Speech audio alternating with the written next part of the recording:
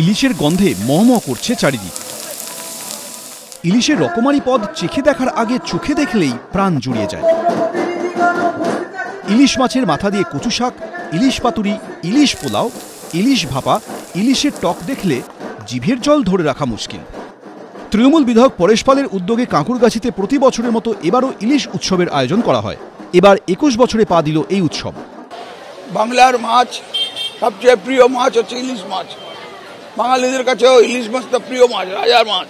সবাইকে সঙ্গে রেখে আমরা এই ইলিশ মাছের উৎসবটাকে, সুতরাং বাংলার সবাই মিলে আমরা এই মাছের উৎসবটা আমরা পালন করি।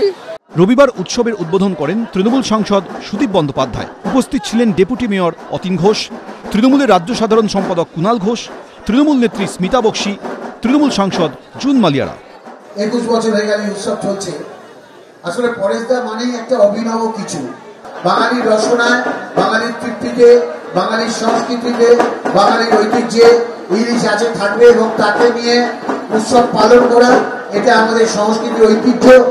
এই উৎসব চলছে, পরেশদার নেতৃত্বে চলবে এবং এই সংস্কৃতি, এই ঐতিহ্য বাংলা থেকে চিরদিন অমলিন থাকবে।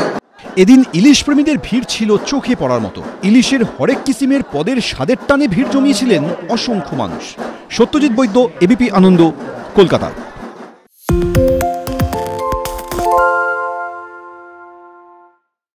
সত্য অন্তহীন, সত্যের খোঁজও তাই, সত্য সন্ধানে তাই আমরা অক্লান্ত, অকুতভয়। এবিপি আনন্দ নতুন ভাবনার প্রতীক, যা মনে মুক্ত, তথ্যে যুক্ত এবং যাবতীয় সীমানার বাঁধন থেকে মুক্ত।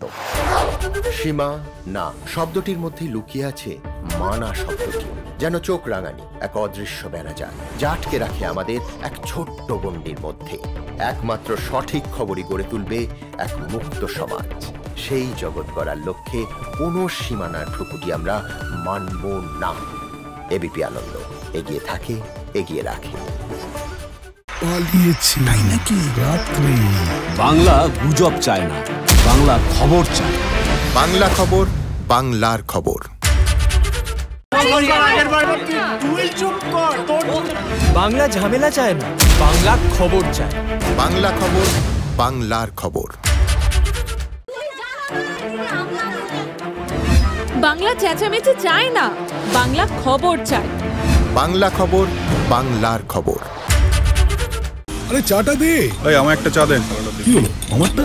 বাংলা পক্ষপাত চায় না, বাংলা খবর চায়। বাংলা খবর, বাংলার খবর।